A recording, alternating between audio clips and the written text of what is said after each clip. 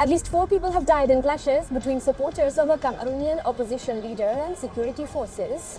Supporters of Issa Bakari are claiming victory in the election against President Paul Biya. The streets of Douala, Cameroon's bustling economic heart, are no longer just roads and intersections.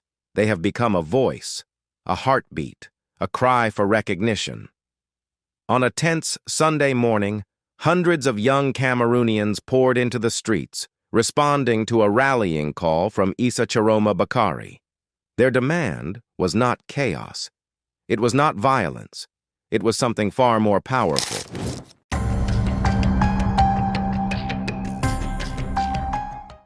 Truth. These determined citizens insist that the will of the people, reflected in their support for opposition candidate Chioma in the recent presidential elections, must be acknowledged by the authorities without delay or compromise. Eyewitness accounts paint a vivid picture of the protest. Streets.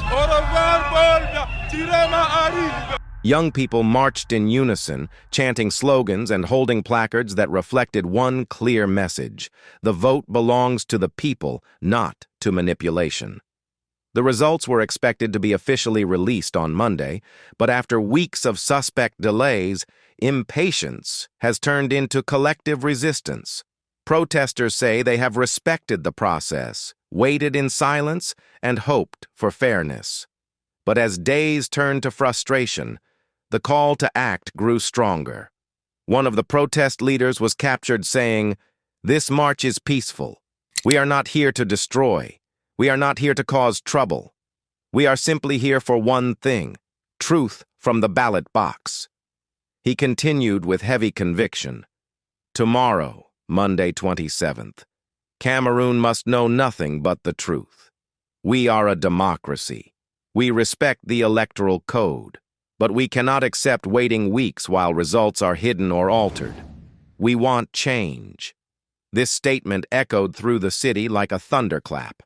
For many, it wasn't merely about who won or lost.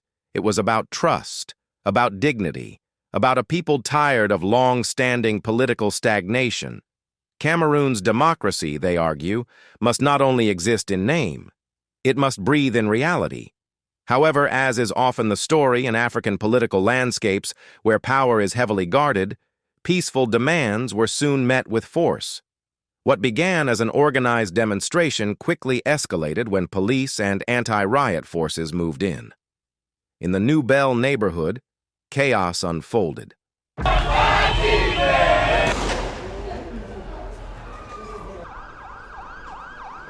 Reports indicate that live ammunition was fired into crowds, leading to panic, screams, and heartbreaking scenes of wounded protesters being rushed to safety.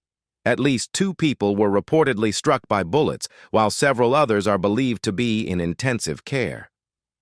Later reports confirmed that at least 4 lives have already been lost in this confrontation.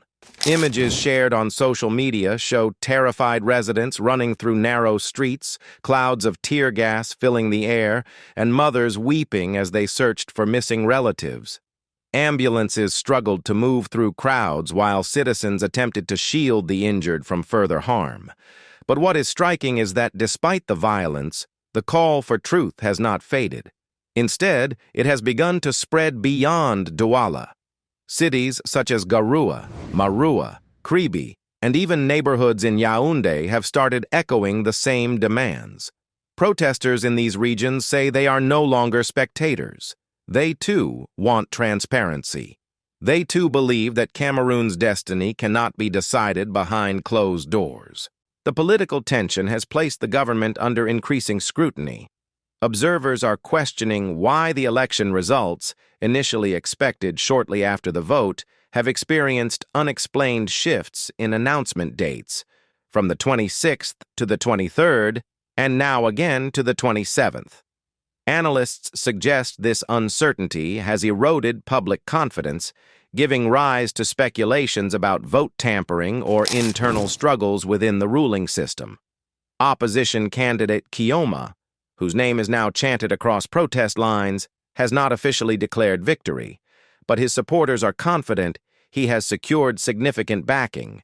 His rise has ignited hope among many young Cameroonians who believe the country is in desperate need of generational change, job creation, inclusive governance, and an end to what they describe as decades of political suffocation.